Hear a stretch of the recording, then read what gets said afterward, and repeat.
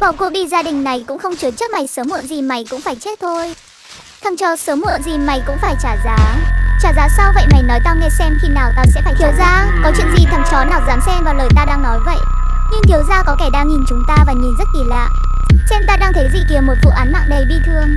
Sẽ ra sao nếu người nhà các ngươi thấy đứa con tội đồ của họ đã chết nhỉ? Chúng mày còn nhìn cái éo gì nữa, còn không mau yết thằng chó đó đi. Vâng, thiếu gia.